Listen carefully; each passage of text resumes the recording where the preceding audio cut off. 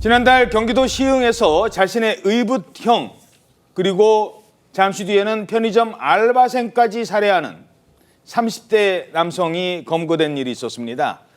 당시 경찰 조사에서는 기억이 나지 않는다며 범행 동기에 대해서 계속 침묵을 했었는데 검찰 조사에서 살해 동기가 드러났습니다.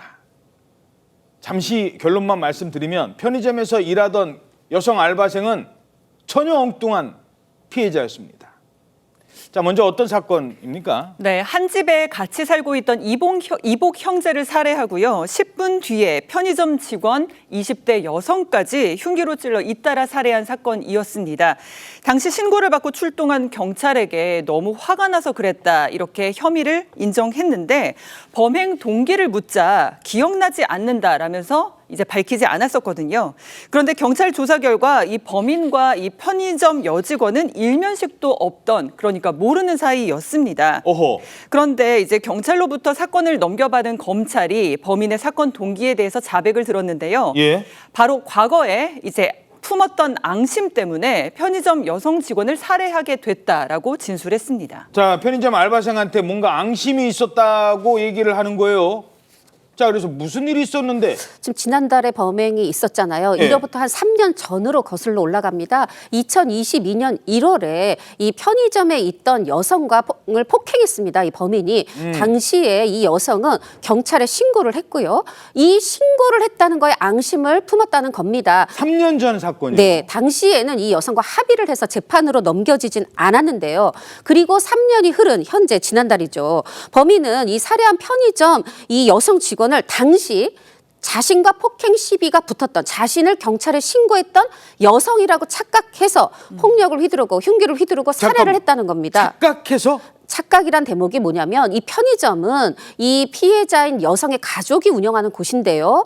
그 3년 전에 폭행 시비가 붙었던 여성과 이 살해된 여성은 사실 자매였습니다. 어허. 이 범인은 의붓형을 살해한 뒤에 거리를 헤매다가 갑자기 3년 전 일이 생각이 나서 찾아가서 이렇게 말하자면 보복살인을 했다. 앙심을 품고 이렇게 살해를 했다. 이렇게 진술을 했는데 제대로 확인도 안 하고. 그렇습니다. 아까 최 기자가 얘기했던 처음에는 동기에 대해서 생각나지 않는다, 기억나지 않는다 했잖아요. 경찰이 이 부분에 대해서 계속 추궁을 하자 처음에는 매우 흥분 상태여서 진술을 못하다가 이후에 좀 마음이 진정되면서 이 같은 그러니까 이유를 밝힌 것으로 보인다. 경찰은 이렇게 설명하고 있습니다. 자, 보복 범죄였는데 그런데 동생을 언니로 착각했다.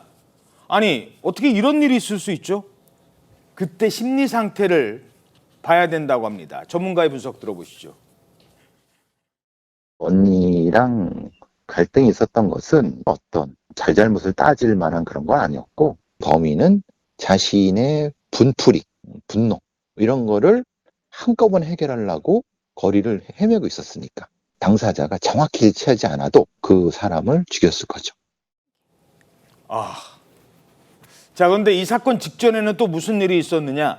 자신의 의붓형을 살해했잖아요. 예, 지난달 12일에 경기도 시흥시에 거주하던 이복형을 집안에서 흉기로 살해했는데 바로 그 자리에 어머니도 있었다고 합니다. 어머니가 지금 치료를 받고 있는데 이 범인의 경우에는 작년 4월에 정신과 진단을 받고 입원 치료까지 했다는 거예요. 근데 퇴원하고 나서 한 달 정도 약을 먹다가 자기가 임의로 약을 끊었다고 합니다.